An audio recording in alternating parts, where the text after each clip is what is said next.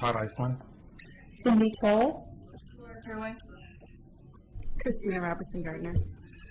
Okay, is there any public comment on items not listed on the agenda? No, there never is. No. So we're going to start with Preservation Grant 11-01, first of the year. Turn it over to staff. This is an applicant, Harry and Wendy Hutton, and they actually came in front of you last year, and this is asking for phase 2. If you recall, the board, when they voted this fall with our reduced funding, was to open it up only to people who had not previously applied for a grant until January of 2011. So we were at January 2011, and we have approved 2 grants totaling $2,000 out of the total $3,000 fund we have for this year. And so Ms. Hutton is asking for the $1,000 grant as part of her proposal. And I'll kind of refresh your memory. This is these 2 windows on the second story that was previously proposed but did not move forward. And I'll show you the photograph, which of course is at the end. And I'll flip it for you.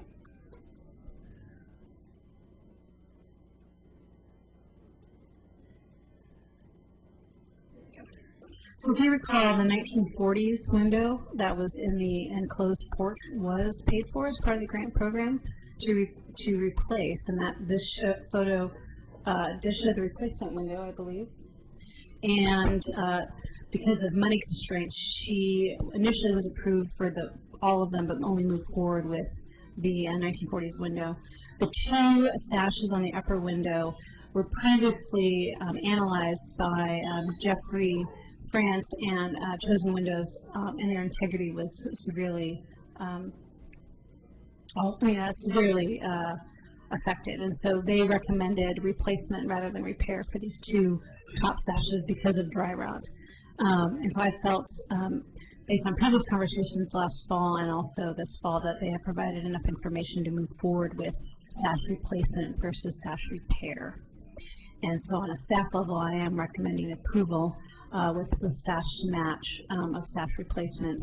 And the applicant proposed, and I'll go back to the 3 bids. It was Chosenwood Windows, it was Neil Kelly, and Jeffrey Franz, and all 3 meet the criteria of a qualified professional that meets the standards of our grant program. I didn't see the cost for Jeffrey Franz. Sure. Or was I think he's right here. I will. $660 for both of them, or each? Hold on a second. Let's do a little flip again.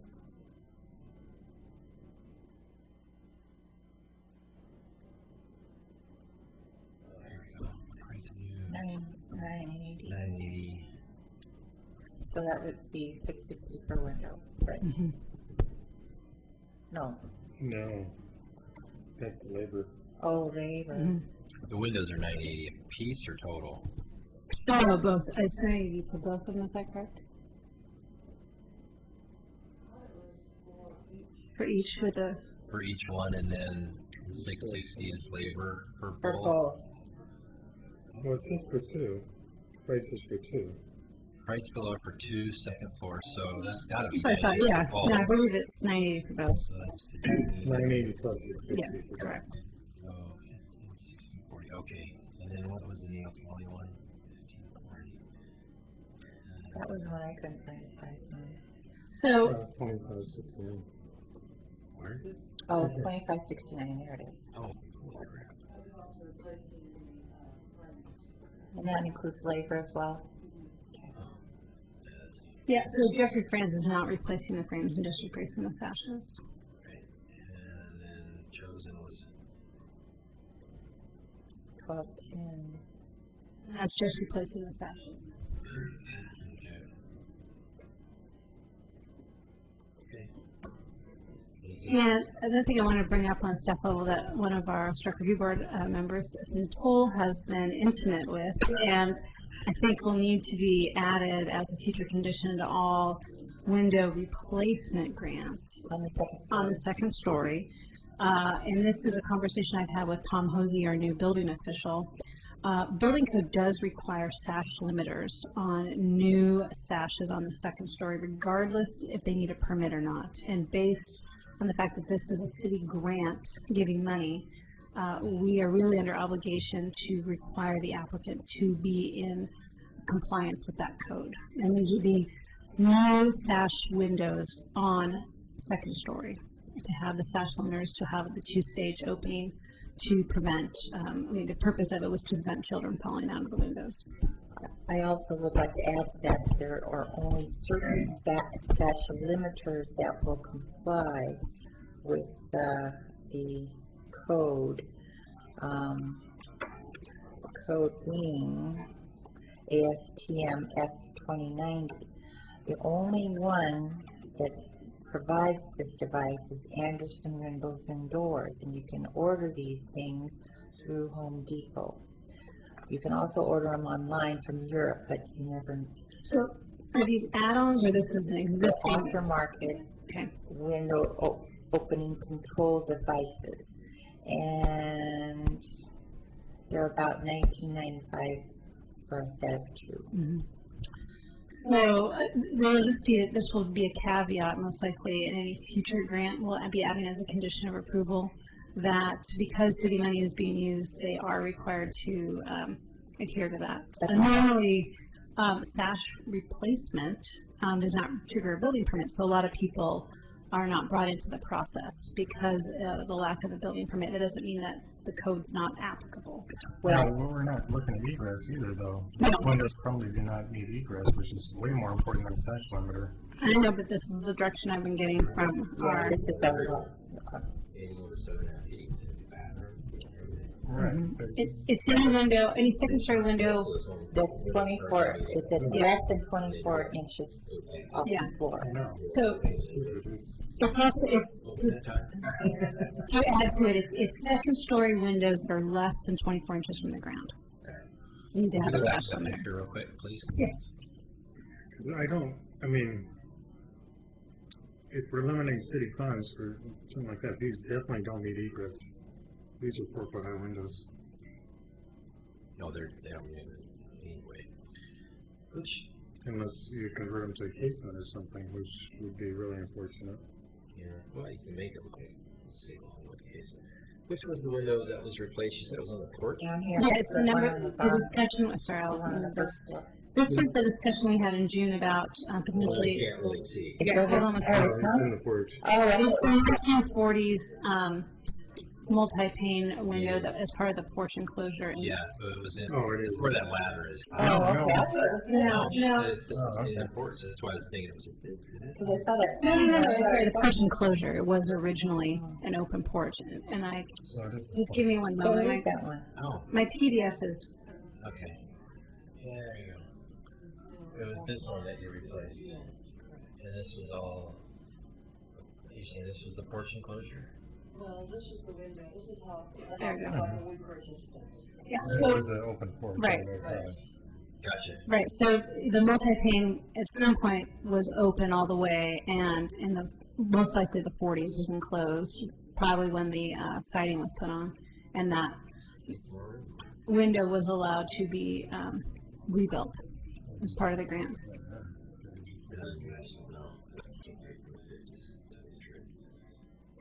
Okay. Great. Anything else? Do we need to have comment from, or can we, Not necessarily. So I think my recommendation about kind of this code window issue is we don't have to be necessarily too specific, but we can, at this motion, just to make sure the applicant works with city staff to adhere to applicable building codes as part of this, and we can leave it. You can just give her this. Yeah, and so, and just so you know, if there's some aspect in a future project or this project where the building code would alter the window, they would have to come back to the historic review board. They wouldn't get to move forward with the window grant. Yeah. So you just know that you're that can almost be put in default, you know? Yeah. Mhm. you are never bound to approve and or pay for an alteration that would not be historically appropriate, and I would send those back to the board if it altered it And I hope we're not, I mean, we hope we don't get into that situation. This was brought up just recently, and I think we're still in discussions about what that really means. But, He's more of a troublemaker than anything. yeah. I'm telling you. So I can bring the applicant up if she wants to speak. Would you like to come up or are you good? I mean, I think we're good. I think we could, You can have this flyer to help you if you need to. I don't know that your windows are going to fall into this category, but in case they do, that's just just for your information. I know we didn't do it last time, I guess. Oh, yeah.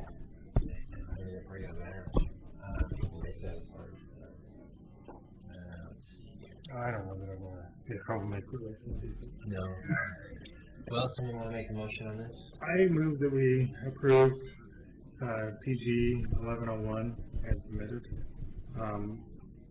with the caveat that it is acceptable to the building official.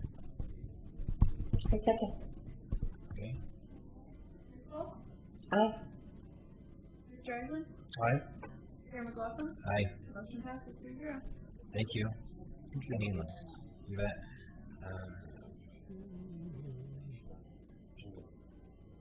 Okay, next on the agenda is design advice for 1111 10th Street, accessory garage and non-designated. I think that's in the McLaughlin Conservation District. Okay, and the reason I asked the applicant to come this evening and to do a design advice because he's a little unique, and I would like to get the board's direction before I move, or before the applicant moves forward. And what this is, let's see, I'm going to go, there's a great street view that kind of really tells the picture. So this is a non-designated building in the McLaughlin Conservation District. It's at the corner of 10th Street and Jackson Street, kind of right near the historic high school. And if you look at the inventory form, I don't know if I have it. Oh, no, I don't have inventory form up. It's considered actually contributing. It's an example of a really small, semi-intact, historic building from most likely the 1930s. The applicant is requesting the construction of a new two-car garage, which is generally allowed, but we don't do that many reviews of new garages on non-designated structures. But per our code, any building over 200 square feet in the McLaughlin Conservation District is considered new construction. And so what the applicant really wanted to do, and I will actually, let me briefly show you, this is the view from 10th Street looking at the property. And here I am at the intersection of Jackson looking down at 10th. And you can see the corner of the lot is where the two chain link fence meet. And so the garage would be on the other side of where the tree is. And now I will show you. Oh, this is another photo, backing up a little bit. You look, let's see. So I'm going to flip this. Well, first,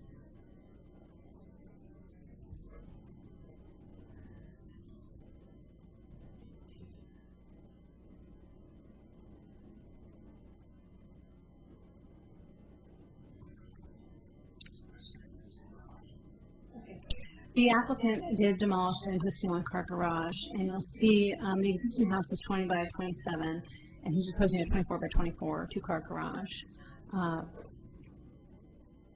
at the rear of the property, but closer to the corner.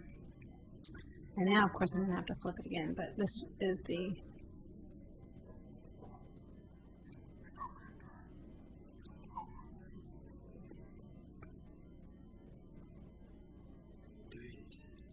sorry, I did not get a chance to put this on PowerPoint, so I want to do counterclockwise. There we go.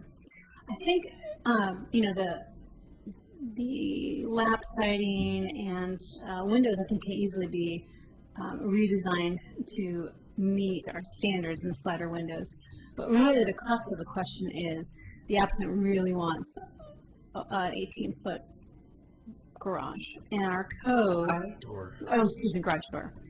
And the code requires either 8 and a maximum of 10-foot garage doors. So per our code, this would be, for design standards, 8 or 10-foot wide garage doors. He has attempted to try to make it look more like a carriage door by placing the handles and, the applied hinges, but this is one full garage door. And so before he moved forward, I wanted to bring this up to the board to get some direction for design advice. If this was appropriate in the district, or is it potentially okay because of its non-designated status? Some of my concerns, it is at a corner lot, though it is definitely set back, but it is visible. So I'm open to questions the board may have, and I know the applicant's here and wants to. Do you know if he's taking those trees down? I don't know, so we can bring him up. This is, photos came from Google Maps, I don't know when. As a side view, that would be facing Jackson, I guess. It's a good question, which one? Is it the, I bet it's the one with just the window. Right. so I did not get involved in redesigning the windows to be 1/1 sash. Most likely, if this did move forward, it would be reoriented. Sit down again. What do we think that pitch is? The pitch looks about the same as the house, doesn't it? I don't know. Yeah, it does. It looks like a door. See the house pitch? Yeah. Okay. Well, we can bring the applicant up and talk about this. If you want to come up, state your name and address. Something short. I live at 1111 10th Street, Oregon City. Thank you. I watched that garage disappear. That's a big door. I mean, it's probably nice and comfortable. 18 by 10. It's big. Is that a 412 pitch on the roof? Do you know? I'm not for sure on that. Does it match the house? Yes, it does. And that was my, with the contractor.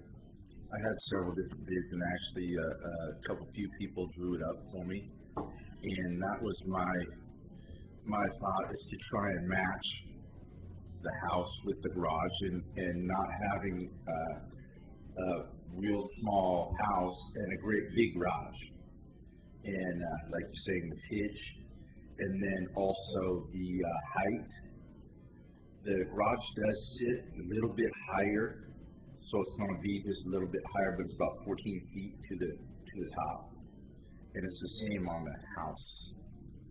Well, it seems to me like the square footage for the garage is bigger than the square footage for the house. It's real close. Like a good spot.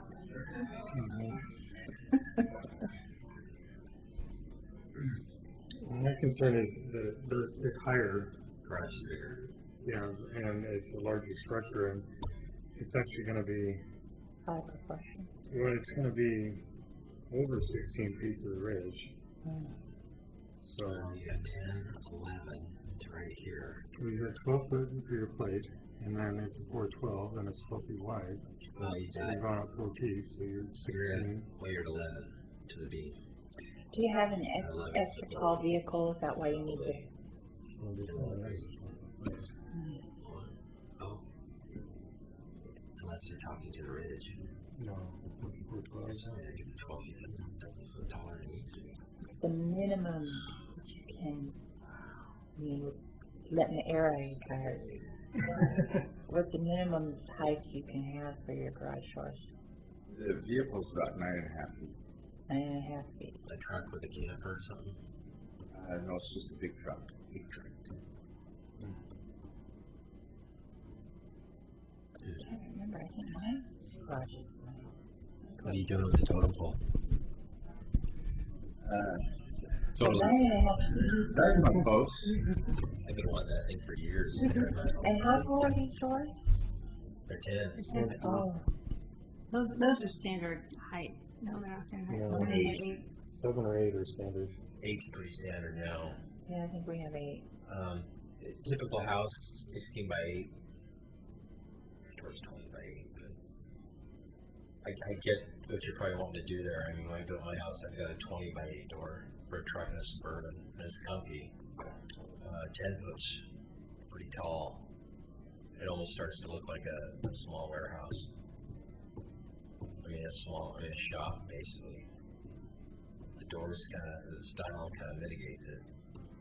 I'm not sure. I would think maybe you'd have to check if door manufacturers can make a carriage door that looks like that tall before you start getting into commercial applications. Because Did you already check that? Yes, I have a couple pamphlets Hmm. from Home Depot and the Lowe's. So Clopay doors. I'm not for sure on the manufacturer. I have a question for the board. If the width could be mitigated, is it the width and the height, or just the width, or just the height? It's the height. You got 24 feet wide. Well, I'm just wondering if you stayed with the 10, but you went with more of a one car plus door, You got 12. like an offset, or I mean, is there a way to Well, he has a 9.5-foot truck. tall? But I mean, if you went with a You centered it you went with, 9 or foot maybe a 10 foot door. offset Oh, I 12, see. 10 No, foot that- door, And then a smaller and one. then, so you're not parking 2 cars, but you're getting the height. I don't know what to do. I mean, it is on a corner. It's a non-designated property. It's visible. It's going to be bigger than a house. It's tall. It's a little out of proportion.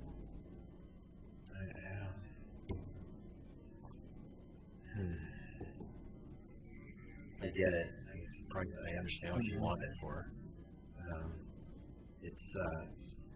I mean, there's also the idea of anything there is going to be better than what looks like now. It's better than what you had. I guess the big question is, it's not designated. What is our jurisdiction? Yeah. It's new construction. I mean, one thing is, And it's in a if district. this was a vacant lot, you'd be looking at how does this, any structure on a vacant lot, just like affect the properties around it and the district as a whole. And so, some of my questions were the garage door, because you'd have to ask for an exception to the design standards. And the size compared to the house, and the kind of location. So, I could not give him clear direction because I did not know from the board what you found to be, could this be mitigated? I guess is kind of the larger question. Because I think that's kind of, I think what the applicant needs to come back when he leaves tonight is, it could be mitigated, and these are some just suggestions of mitigation, or, at the end of the day, we really feel you can only approve a one-car garage here because of the existing site conditions. Well, I think, and we've done this before, if I was to have an elevation of that, looking at that property with the house and garage, and seeing the elevation, you know what I mean? And I think it would be pretty evident to everybody that they would see the house is kind of dwarfed by this thing, even though the lot's sloped. It's sloped up a little. It's sloped up, but then when you look at the house, it's got a gable, and it's got like this little lean-to thing. Then you've got the garage close to it that is uphill. It's going to dominate this thing to the point where is the garage the house and the house the garage? Could it be something that's The house you is see where the door 10 is? feet away. See where that tree is out front? See the brown house? So the proposed garage is 10 feet off the right side of the garage. What if it was a flat roof? Would that take away from the mess? Or would it be like way incompatible? You're talking maybe like a kind of what Denise has, I guess. You've got kind of a parapet in the front and then the walls and then the pitched roof that's hidden behind the walls, kind of a thing. But, That's the kind of roof that was before, Yeah, it's Flat kind of what you roof? had before, huh? and it was a very poor design. Well, yeah, things have come a long way. Yeah, with flat flat roofs. roofs are different than I those. re-roofed it a few times and it still leaks. Mhm. Could it be the roofer? Well, You know, in addition to the house, with the roof line that is all integrated, might be a better solution. coming up here with the gable facing Across this way, the table. But can he add to his there's a lot house? of They told me structural issues there. kind of tough adding garages to the house, like you. You know, if you add to your house, it's still new construction, so you're still looking at it. I mean, Yeah, what is but So the- Could he it do could it? blend better and not be as I could overpowering. attach it. But it's, potentially, I mean, I'm used to that the opposite, which is usually you detach it to get it. Yeah. On a historic structure, like a designated structure like mine, you wouldn't let Right, us. right. So I was Well, I think thinking, you do the same thing, and we've had situations where people want to attach garages, and the board said no, because it yeah, definitely affected. And I think attaching it, I mean, on staff level, I think really would affect it, because, you know, it's significant for being the story of the small 1930s, 1940s little cottage. You know, and you start to add a very big garage, you've lost it's not that perspective. I think on a staff level it was the size. It wasn't necessarily the design. Right. Yeah. It was the size and the width of the garage door that got me. But it was really the garage door and the aspect of, I think the reason why two 8-foot garage doors are recommended in the design guidelines is it breaks up the massing. And usually these garages are smaller than the building you're looking at. It's And, supposed to be. and so you have, not only is the garage smaller than the main primary dwelling, you've then broken up the second time by putting two one-car garage doors. So you've kind of done the multiple ways, and generally it's set back from the house. So all those location, scale and massing, and garage doors all do their job to create a secondary accessory element. And this is also set, looks like about 4 feet in front of the existing house. So it's gonna It's be on, more it's on prominent, balance with right? the house, it's not set back. The reason for that is because the 5-foot setback, Around the backyard, right? and that could be fixed if, And that's one thing the board can do, is approve an historic preservation incentive to push the garage farther back. it's 3 feet. No, you can be 3 feet in the rear Yeah. property. It's, Before we, I thought it was 5. Yeah, no, it's 3. So, you know, you can move it 2 feet back, but, you know, does that necessarily, Oh, I know what I can ask you. Did you cut those trees down? Uh, All those trees? No, Where the garage is gonna be? there was one that was leaning toward the house that was taken out, and up in the yard, there was another one that was broke off, and we ended up finishing the part that was broke off. And other than that, they're all still there. you know, maybe we're just trying to figure out how to make this look good and not out of context or out of proportion. And right now, it's a great garage. It looks like it'll function well, but it's big for the size and it's a house. So there could be ways to try and make this get what you want, but still make the scale to the point where it fits. And you know, it pops in my head. I actually built, last year was the year of garages, so I built a garage that had a tall door. It was narrow, but then we had a kind of like, you know how the house here has the main body and you've got this like shed thing on the side. I built a garage like this house where it was the main body. They wanted a tall, long, deep garage, and we created this little L addition on the side, so it kind of almost looked like an outbuilding. But it served the purpose of getting the space they wanted, but keeping the garage door narrow so it had an aesthetic quality to it. I think with what you're doing, it's kind of like almost like a shop where you can pull in big time with, because it's 18 feet wide and tall, and you've got lots of room to move around. But I don't know that a door that size. I don't think you'll find a door that big in the entire district. I mean, this would be record-setting door size. Elsewhere, maybe it's a little bit more common, but even in a newer residential neighborhood, you're not going to find a door this big. So to try and have one come in and work in a neighborhood like this, it's too big. It wouldn't fly. I don't think if the board's got to deal with it, we'd probably ask you to go back and try and figure out a way to get what you want, but on a little smaller scale. It might be a 12-foot wide door. Kind of maybe 16 by 8, 16 by 9. But But he's got a 9.5-foot truck. Let some air out. But I guess what it is, that's a tall door. That's commercial. Anything over 8 feet is commercial. And one, it's expensive. It's more money to get the kind of door that's drawn on here. If you can get it, it's really expensive. So costs are one issue, but so I guess if there's a way to shrink this down to a 16 by 9, which you can get, that would probably bring this down a little bit more in scale, and then it wouldn't be such a huge thing on the face of this garage. And then also, because part of this garage faces Jackson, it's visible. You can see it. So the wind, on that side, which is is kind of a secondary thing, but the windows we have to talk about something that looks a little bit more aesthetic. I like the house. That's fine. Yeah. I'll put any kind of window that you need. Okay, this is being recorded.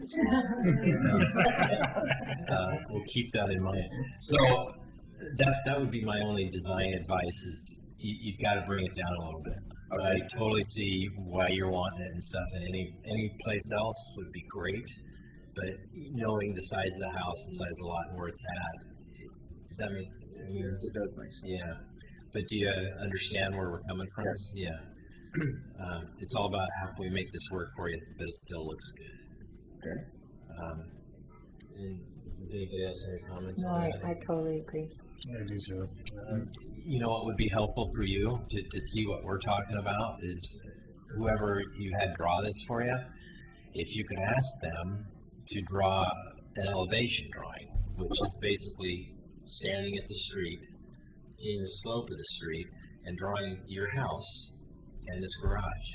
And I think if you see them side by side drawn together, you'll see that this garage would completely overpower that house. Yeah, if that house was a 2.5-story Victorian that was big, suddenly something like that garage would be very small. But that would help. I think that would also, if you come to the board and you want to get this through, having that elevation drawing when you come in, maybe with something revised, would help tremendously. Because we've had new construction we've had to approve where we've asked them to come back showing the street level with the size of the home that they're wanting, the massing of it compared to other things. And it helps to see that when we talk about massing and trying to make it more aesthetically pleasing, having that elevation, it shows a lot. So that's all I have to say about that.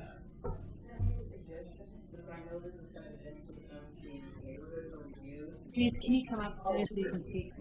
So we can all catch everybody on. I was gonna say this because I know this is eventually gonna come to the McLaughlin neighborhood for review. It'd be great if there were some dimensions and the pitch of the roof on there and, you can scale it, but, showing how tall it is or the garage doors have the dimensions on it. That was from what you showed on the screen, that was the only thing I saw. And I know that, again, this is advice, but for the middle packet, that's so helpful. So yeah, a site plan, full site plan, an elevation, face elevation, Include your house compared to the garage. full size. If you did that, I mean, you're steps ahead for trying to get things through and figured out. But if you go back and talk to whoever and say, these guys think it's too big and maybe we should relook at it, reevaluate, and let's look at an elevation of it. And then the height measured to the top of the roof of your house and stuff like that. Another option might be, maybe you can get away with a 9-foot door and ramp the driveway down and provide drainage at the front of the door or something. I mean, Kind take of it grade down it, a little bit. you know, but grade the plan. I know you're gonna only dig down about a foot before you hit the salt on there. But If you're trying to get something in there, I get it. But try and get it in there, but maybe on a smaller. Just to reiterate on a staff level, this would be the first garage door beyond 12 feet wide. So that's just a heads up to the board if this did move forward with garage doors that are larger than 12 feet. We have approved accessory garages on non-designated before, and we did require them to have a maximum 12-foot door. Well, and I don't think we've ever seen one this tall either. Correct.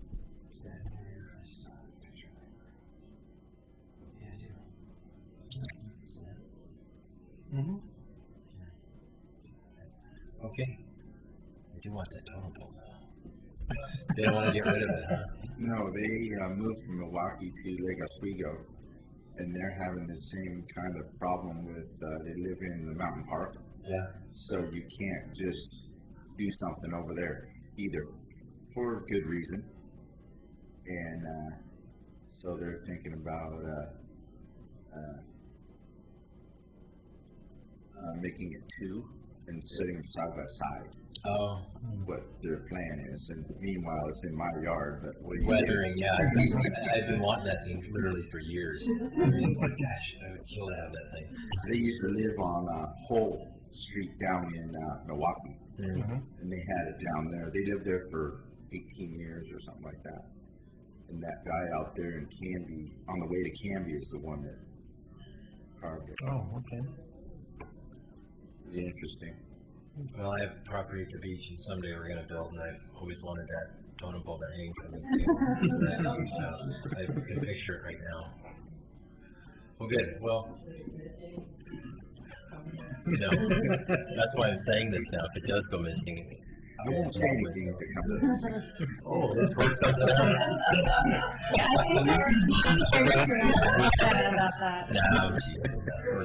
But thank you for coming. I hope that helps. And if you do come before us, hopefully you'll have those things and get through. All right? Yeah. Thank you. Thank you for that.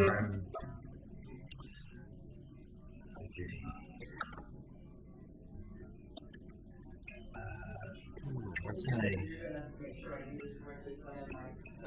Oh, yeah. So, just real briefly, Denise requested to have a brief presentation tonight to share some of the lessons she learned at a National Trust workshop that she went to in November, October. I lost it my summer vacation. Yeah. So I said that she could go on. I mean, didn't give a specific amount of time, but I'll leave that up to the. Can we keep it to 10 minutes? No, it's longer than 10 minutes. I don't know if I want to take something longer than that. How long is it? It depends on whether I take you through. Part of what I did on this for our brown bag at work is that I set the context of Cincinnati and kind of showing you what we were dealing with, and then I have our project on. I put it on the drive so that you could see the type of work that we were required to do and what the goal of dealing with basically, or what I would say, a major non-reinforced masonry building. So there's some things I can probably skip. I do a little travel log and I kind of talk about, kind of how you get there. But the presentation part is, I got to scroll down here because it's got all kinds of stuff on this drawing. Well, I think it'd probably be great if we could keep it as. Well, if you guys don't want me to do it, I don't have to do it. I just thought, No. part of my requirement for getting a scholarship to go to this is to do a number of presentations. So I had 25 minutes and I left time for questions. I just have to find How the about PowerPoint this? one. Are there places where it would be relevant to Oregon City Historic, and maybe we could just? I would say so.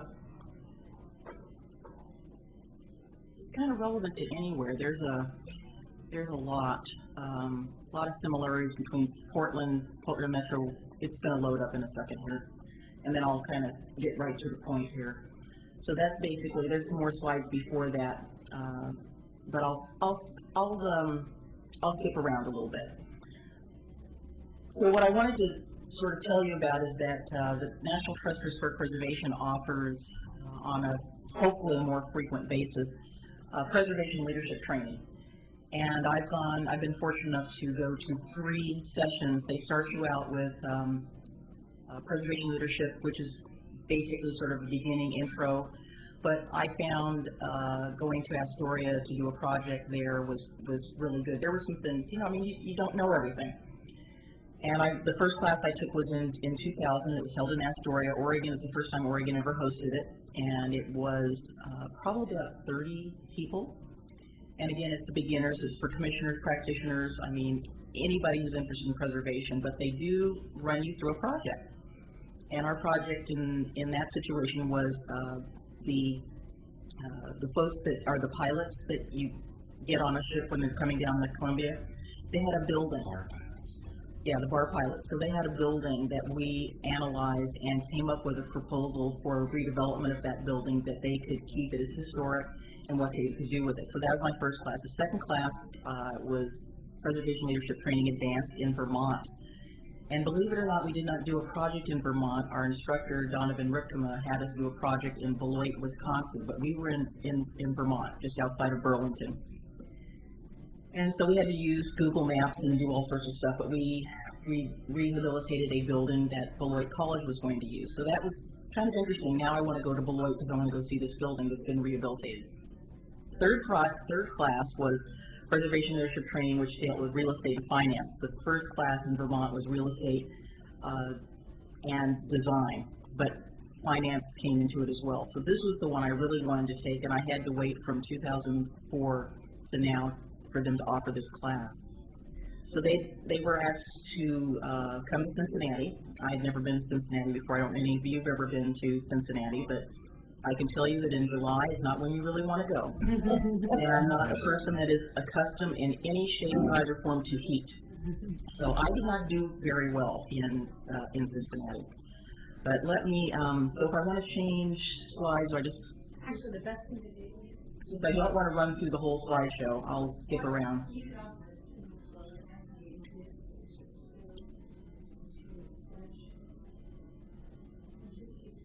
Oh. Okay, all right. So let me just go real quick. This is my first glimpse of that. This is part of downtown, and the reason that downtown is significant, it's very much like our downtown in downtown Portland, but older, a little bit older. And this was the view from my hotel room. That is something fun that I did, so I'll skip that. For those of you that are fans of WKRP in Cincinnati, that is the fountain that you see, and it is the centerpiece of their downtown square. I think we must have stolen their Clean and Safe program because they have people in orange shirts that run around, but there's a lot more of them. This is the historic Netherland Hotel. It was built in 1931 in the depths of the Depression, and it's on the National Register of Historic Places, and I think I was on the 22nd floor. Very, very neat building. I had one half day to do stuff on my own. I went there. Fabulous building, Art Deco, completely rehabilitated by the community. So skyline, again, the real tall building, that's the Netherland where I was staying. Yeah, interesting downtown. That's just a quick shot. That's my class. This is Over the Rhine. And as it says in the script, it's the largest collection of 19th century Italianate architecture in the United States. Queen Anne and Italianate, incredible. So they took us on a tour. It was 97 degrees and 97% humidity in an unair-conditioned school bus. Yeah.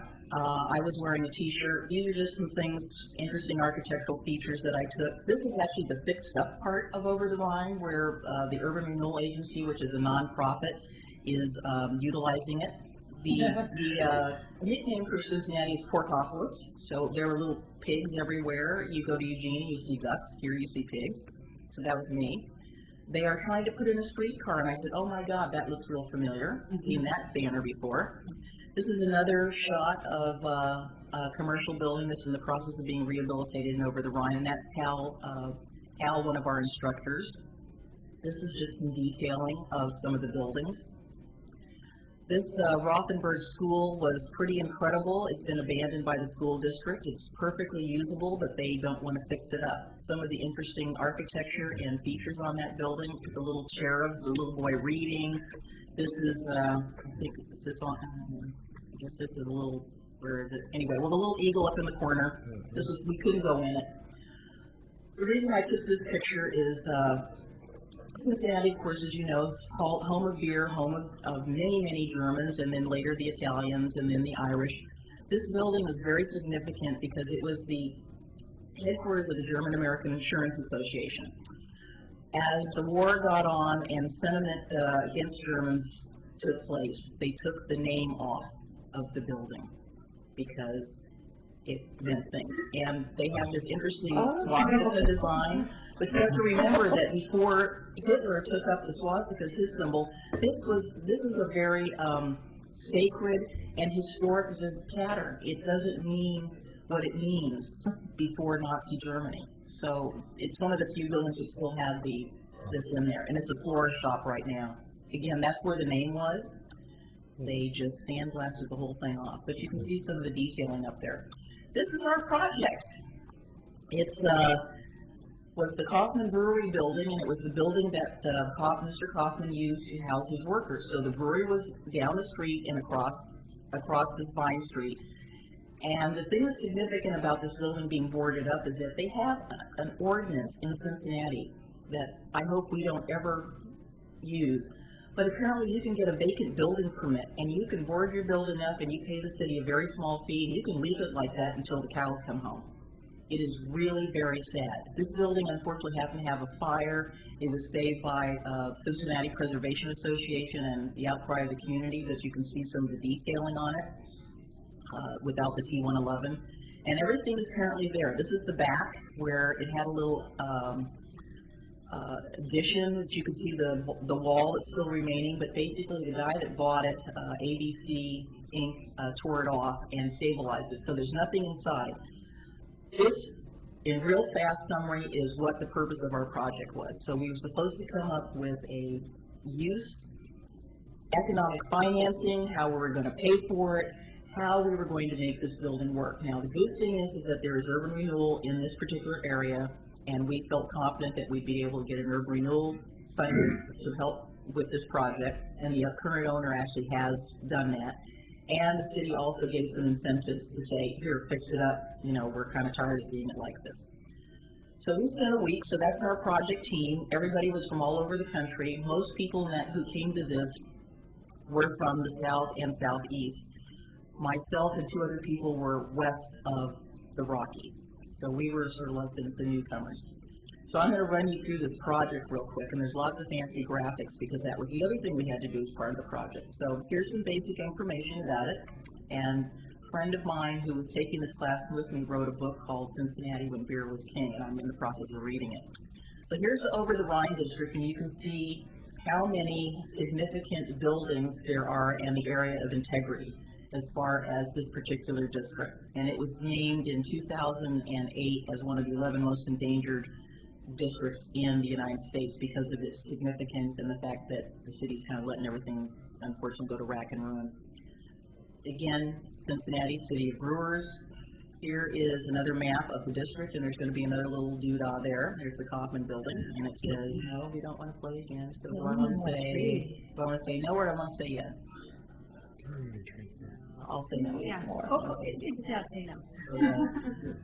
And it's still going to tell me because it's got all the little doodahs in it. Okay, so there's the Finley Market. It is the oldest farmers market in the United States. It's covered. It's really, really cool. I was very impressed with it.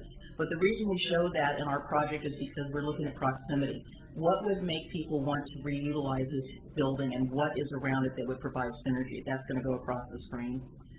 And here's the proposed streetcar line. So look at how close it is in terms of its location. They actually don't have it built yet, but they're trying to get the money together. So we call our project the Kaufman Building 2.0, and that's because the existing project is 1.0 and it's kind of terrible. So total project cost, we're hoping to do this for about $2 million. And why do we want to do this for $2 million? Because everybody likes beer. And you see this guy, he likes beer. And this guy likes beer. Our whole project is about beer. So let me tell you a little bit about the building. What we're proposed for the first phase is apartments on the second and third floors, and we call that the Kaufman Lofts. Again, more stuff. This is a typical floor plan that we'd like to use in there. And rents would be ranging from around $750 to $850 a month. It is very cheap to live there. These are some of the finishes which we had to show what we were proposing. And this is all stuff from IKEA. So they have an IKEA there. So open beam ceilings, a nice bedroom, and she's very excited about the whole thing because this is going to be a great project. So what are we going to do with the rest of the building? Well, we're going to have a facility called Beer Will Change the World, and we're going to sell, our proposal was to bring in a shop that would sell beers from every corner of the globe. And this is just an example of what our retail space would be. And if you want it, you can get it there. And again, who doesn't like beer? What would be the third space being utilized? Well, we're going to create the World Institute of Beer. And the reason that we chose the World Institute of Beer is because we want to be able to show people that they can pair beer with food. And what better way to have food? Have some beer with it. And it says in the chat, improve your future, make beer in it.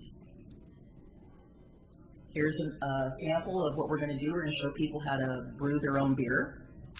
We're also going to have chefs come in and show you how to pair beer with food. And this is an old advertisement we found online called Beers What's for Dinner. And again, you know, beer and bacon, all kinds of great stuff. We also had, as you can imagine, make this presentation in front of the community. So we wanted to make it interesting. So again, we've got the guy who likes the beer. So, and our last component of our project was Mary Ann's Beer Garden. And Mary Ann's Beer Garden is named after John Kaufman's wife, Mary Ann, and when he died prematurely, she took over the operation and kept it going through the Depression and turned it over to her kids who promptly ran it into the ground and then it closed. But this is an idea of what it might look like, and it's going to be a typical German beer garden. Everybody's sitting around having a great time, and this is one of our waitresses there who's, you know, serving everybody, so we had to show them, and everybody in the community just loved it. So we have the Kaufman building again. This shows an idea of how we could rehabilitate it. We've put back all the Italianate finishes, put back in the windows, we've added awnings, we've made this, opened up the storefront. So our idea was to the community, you could have that, or you can have this. And obviously the community really liked that. So the other thing we did was kind of look at, you can see the pink outline, that's what the building used to look like. And the whole back portion, again, was torn off. So that's kind of where that is. Another view from the street. And all the buildings around this building are basically under that code where they're boarded up and abandoned and nobody is doing anything. I mean, most of the time when we were on the street, we didn't hardly see anybody. And this, unfortunately, this was a Sunday, so it was pretty quiet. But you can see the Macy's there. That is how close it is to downtown. The Macy's was directly across the street from my hotel room. So we thought that there would be a lot of synergy of redeveloping this building, and we hoped it would be a catalyst to get things started on the street. One of the big issues we got asked by the city staff who was here was, where are you going to park? Well, we have an alley street called Republic Street off the bat, and then we could also utilize some of the parking, covered parking to have at the Finley Market. Again, there's the building, and this is what would happen to the streetscape if the building was torn down. It's kind of like thought there. So we showed it, ta-da, there it is, all restored. So then they asked us to come up with a pro forma and costs. So here's our summary of our costs. We're looking at the income from the apartments, the income from the retail spaces. We're looking at $10 a square foot, and I'm sure you guys are going, wow, that is really cheap. Again, cost of living in Cincinnati is much lower than it is here, which I was just blown away. Again, another shot of the upper story of the building, and that was sort of the end of our presentation. We spent a week doing this. Class was in the morning from around 8:30 until 5, and then we had homework. Most nights I didn't finish up, and our team didn't finish up with our homework until 11:30, midnight. And we also made several trips back out to the site. I was tired when I got back, needless to say. And of course, dealing with humidity didn't help too much either, but it was really, really good. I've been able to use some of the information, the general information from this project in the work that I do, working with people to try to rehabilitate their buildings by trying to help them understand what some of the real sort of rubber meets the road costs are. And I think that's one of the things that I've found in taking these classes is that you might have the preservation dream where you think, wow, I can do this, but you really have to understand what your costs are. We actually, our whole performer included all the soft costs as well. We were able to have access to the city planning staff. We were able to get permit costs, you know, what it was going to cost for our architect, our contractor. We were able to meet with their renewal staff. We were able to meet with some contractors to get some realistic idea of what per foot costs were. And everybody on the team had a job. We all brought back our information, pooled it together, did the report. Somebody had to put together the drafts and send them out every evening before we all went to bed, and then we had to review them in the morning. And then we got talked to during the day with different people came in to talk to us about it. But the sort of the fun thing was going there, and I'll just run through the last of the slides real quick because it gives you another view. That's our team. And we actually got to tour some other breweries. That's a different one. It's actually that building's being utilized. This is a really cool building. It's called Schwartz Point. It was a watchmaker's shop for a long time. Again, it's abandoned, has the permit on the door that says, you know, don't enter here, it's under the city jurisdiction. It's a really cool building. Just some art and things around over the Rhine. Again, Finley Market. It's like High Street Market in a lot of ways, a little bigger. Didn't see any people throwing fish though. This is the Memorial Hall, which is downtown and would be off the streetcar line where we gave our presentation. Again, a beautiful building. We were upstairs on the second floor, un-air conditioned, mind you, and you know, by the time I got to do our presentation, I mean, literally I was just sweating. It's just kind of bad. This is a park that's across the street from Memorial Hall. It used to be a cemetery, which is why there's still one marker there, and they have some walking tour stuff of over the Rhine. And this is the old streetcar tracks that I don't know what they're doing with it, but they don't use that, and that's where they actually want to put the new ones. Well, maybe they'll just use those. Well, I think the gauge is wrong, because they're looking at having Oregon Iron Works, who's our streetcar designer, to do those cars, and these don't fit. But these are all original cobblestone streets. That's the school bus they had it schlepping around, you can see in the corner.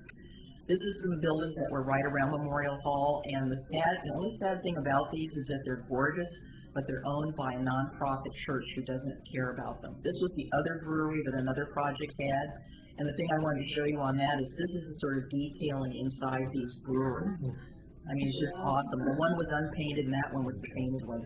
And that's the ceiling, and look at the wood in there.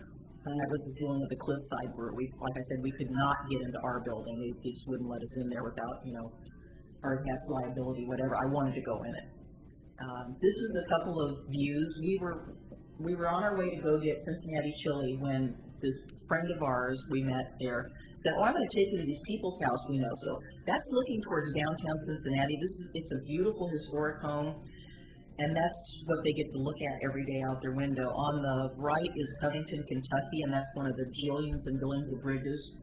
So again, like Portland, a city of bridges, lots of bridges, and that's the Ohio River. It's not as pretty as the Willamette, though, I will tell you that. But this just blew me away, this view of this from this house. And they had just had a wedding for their daughter, so the whole thing was, the yard was decorated. It was just gorgeous. This was the Cincinnati chili that I tried, because it's very famous, I heard. It's actually, to tell you the truth, it's not bad. It's not chili. It's something else, but I actually... Yeah, but that's the heart attack cheese. That's the small, mind you. That's the small. The guy sitting to my left had the large. I don't know how he ate it, but anyway, I had to take a picture of it because when I came back, I made it at home, and my family loved it. The last thing I did before I left, I had 2 hours. I went up to the observation deck of the Evelyn Hotel, and I took shots from all 4 directions. So this is just to give you an idea of, look at all those highways, which is way more than us, but it's pretty amazing. And this is another view. And down there where you see all that flat stuff, the Urban Renewal District has cleared all of that. And on the left is where Reds play, and on the right was where the Bengals play. And this is going to be a new park with some retail in it, and all that was there was the parking and the construction. But they're fixing that blue bridge, and this is another view. Again, this is looking out from the southwest, and you can see the old churches and things. Over the Rhine is just kind of beyond some of that stuff. And then this is looking west. That's the Macy's. That's across from the hotel. And then you're looking. That's still Cincinnati. If you're looking over that hill, I mean, it's about 300 and something thousand. So it's bigger, just about the same size as our metropolitan area. So that includes, you know, the metro area that they consider. That whole city is as big as that. And that's looking north. That building with the little cone thing on the top, that's going to be taller apparently than the Netherland Hotel. And they told me what the name of it was, but I completely forgot. But again, you know, their interesting thing about that was they have a bank called First, which I didn't totally get that, but it's first spelled out and then the number, first thing. But it's, people are upset about that. And so that was it. And it's still considered to be, you know, since it was at the time, it was called the Queen City of the West because they were the West. They still stick with that moniker, and it was pretty amazing. I wish I'd had more time to see some other parts, but when we went on that chili run, the guide, Dave, took us around. He did drive us around. I have a question for you, Denise. With the costs, you know, construction costs so low, and the valuations are so low. Yeah. So when you were doing your analysis, how was it different than if this was in Old Town or Skidmore, that building? How would you have approached it differently, I guess? Oh, yeah. For one thing, the soft cost would have been about triple for the systems development charges and things of that sort. They would have probably killed this project. The thing that we had going for us on this particular building, obviously, is that it's on the National Register, so we all were already thinking we're going to apply for tax credits. The city of Cincinnati had also a tax credit, and then they have a state credit. So that gave us sort of a little bit of a leg up, and then we figured, okay, we're going to put cash in. The way that we figured we were going to finance some of the improvements on the first floor is we were going to sell shares in the businesses downstairs. And as a matter of fact, when we got done with our presentation, we had 5 people come up and said, "Where do we sign up?" You know, our group figured out that we could have bought that building as is for about $150,000. Because the guy just wanted to get rid of it. So we figured our acquisition cost was going to be pretty much next to nothing. He had some liens on the property, but the city was willing to forgive those if he exercised his permits and moved forward. So it was about $30,000 worth of liens, but they were going to just say, we'll let that go. Yeah, I saw your $2 million construction cost. Yeah, it was like, no, I don't think so. A lot more than that. 6. But Yeah, here would probably be about 10 to 15 million.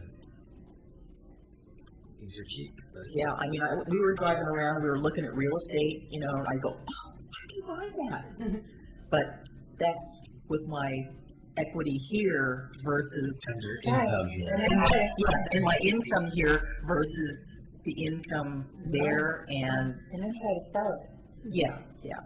So stuff in Over the Rhine is going for a song, but again, they need, you know, the investors and people to come in. But Do you think that Over the Rhine, I mean, it seems so close that if there was ever, I mean, it's just to say there's no redevelopment interest, so their renewal is not thinking that way? the Urban Renewal Agency, believe it or not, it doesn't operate like the ones in Oregon, which are pretty much run by the jurisdictions. What they did in Cincinnati is they turned over their urban renewal to a nonprofit development corporation.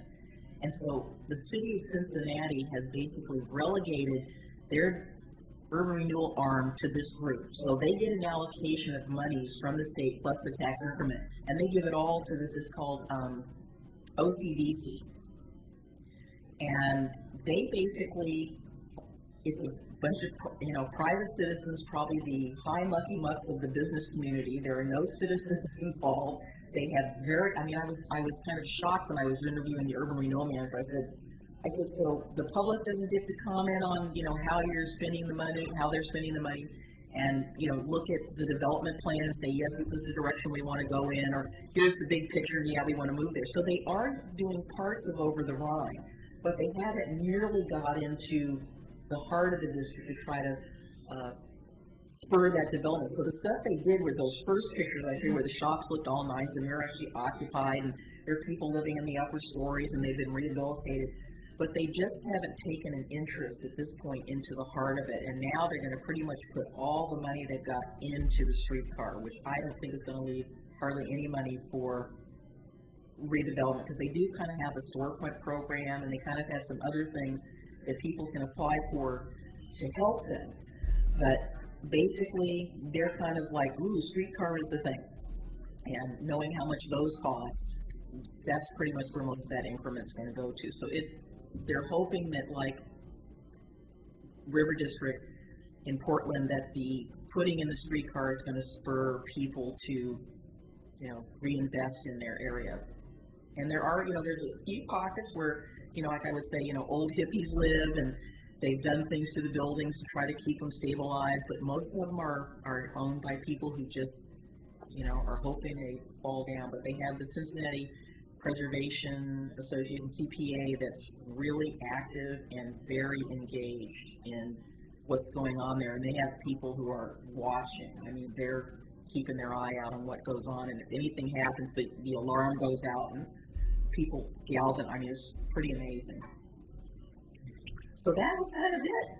That's what I did in 1 week in Cincinnati, and it was really fast. So I'm going to try to go back at some point in time and see it in October, when I understand the windows. Like I said, I just died. I walked outside and I was like, and the thing was so weird is that, again, you know, I've lived on the West Coast. It rained like to beat the band. 5 minutes later, you couldn't even tell it had rained. It dried up that fast, and there's Steam coming off. And then literally, yeah, steam coming off. I was standing under the awnings at the hotel watching it pour, and I clocked it. 5 minutes. 10 minutes later, you couldn't even tell that it had rained. Yeah, the Midwest is a brutal place to live. Oh my God! But people will swear to God that, you know, they will never leave Cincinnati. And I go, why do you live here? Yeah. Somebody's got to live there. Real quick, So that's it. Well, thank you very much, No, Denise. thank you. and real Thank you. quickly, I wanted to give our Ermitinger House update, Oh, since I've been tasked to do that every meeting. okay. Denise Kai has been working with a engineer to look at cost estimates for the Ermitinger House. There has been shifting, and I would not be surprised soon it will be boarded up until the next stage. So I've been also tasked to work with Denise, since her skill set is definitely more of the technical, working with the engineer, and my skill set is more of the historic or grant or things like that. So I think we're really waiting for the numbers, and then she's going to be taking that to the city commission for further direction. But I have been asked to kind of be brought in to use kind of my talents on the historic end to coordinate the next steps based on a direction by the city commission. But I wanted to give you an update on that. So. I met with Denise over there a month or so ago. Can you see cracks? Oh yeah, and I don't know who designed the repairs or built the repairs that they did on the second floor, but They didn't do a very good job. no, it's pretty scary. So right now, Amy McCauley has finished working on the windows, and they're actually putting them in storage, because until they figure out what's going on with the shifting, they don't want to put the windows back again. So the windows have been repaired. They are going to stay in So are storage. they boarded up then? The Ermitinger is boarded up, and will probably stay boarded until the shifting can be resolved. You don't want to put the windows back No, in. they'll crack. Right.